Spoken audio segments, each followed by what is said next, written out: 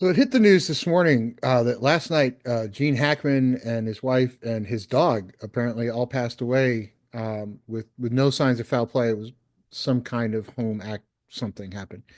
Um, but one of the things that occurs to me is in his passing is that I talk about a lot of books that became movies and how the transition happened. Was it a good transition? Was it a bad transition? It occurred to me one of the ones I'd never talked about, but I've seen often. I've read a couple times is Absolute Power by David Baldacci, which was his debut novel, which became a movie with Gene Hackman and Clint Eastwood appearing together for the first time since they were in the movie Unforgiven. And it's an amazing movie. I mean, it's just absolutely fantastic. It's Gene Hackman plays a president of the United States who is having an affair because that's what presidents do, apparently, is they don't necessarily just, hang out with their wife. And in the process of having the affair, the woman he's having the affair with is killed by the Secret Service, which covers it up. Here's the problem a massive a thief in the form of Clint Eastwood witnesses the whole thing and knows it was a cover up, knows it was the president, all kinds of stuff. By the way, the woman he's having the affair with was the wife of a huge donor. So Clint Eastwood basically decides, hey, he's not going to get away with that, right? But you're going toe to toe with the president of the United States, who has absolute power. That's the name of the book. And it's a great transition from book to film. It's an amazing transition. I mean, you've got Clint Eastwood, Gene Hackman, Laura Linney, Ed Harris, Dennis Haysbert. You go down the list of just phenomenally talented actors in this movie. And you can't ask for a better cast. And you can't ask for better performances, I think, out of anybody.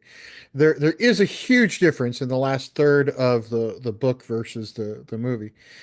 And when asked about that, David Baldacci, who I have sort of second-handedly interacted with in some fashion because I was in the acknowledgments to one of his books, um, he uses subject matter experts to kind of double check everything, and I helped him on one of them called Zero Day. It uh, but the back third of the book is actually very different from the film, like very, very different. But this was his debut novel. He only had two books out at the time. He was still working as a lawyer. Clint Eastwood wanted to make the movie. I mean, he just did. So Clint Eastwood was going after it. He was the director, by the way. So starring and directed by Clint Eastwood, you can't ask for much better for your debut novel. But they wanted to change the last third of the book, so there were negotiations going on about that. And apparently the way it goes is Mr. Baldacci was sitting across a dinner table from Clint Eastwood, who said, "Hey, I want to make your movie.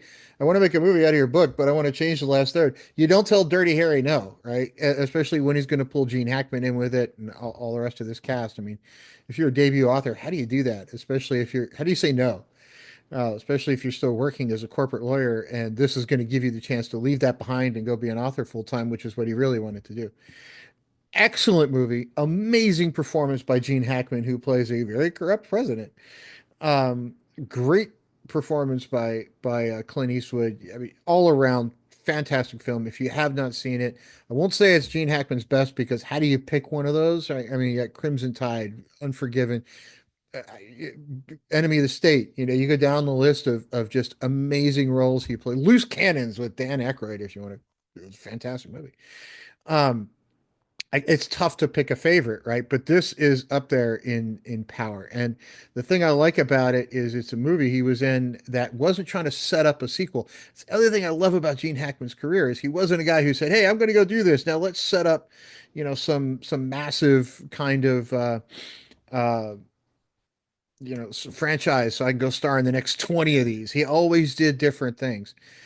He was in a couple of Superman movies, but how do you turn down Lex Luthor, right? So, but he was an amazing actor. He will definitely be missed. Don't miss the movie Absolute Power. It came out in the late '90s. Um, Fantastic film. He is fantastic in it. You can't ask for any better. We will miss you, Gene, and thank you for all the great entertainment you gave us over the years. Everybody have a great day.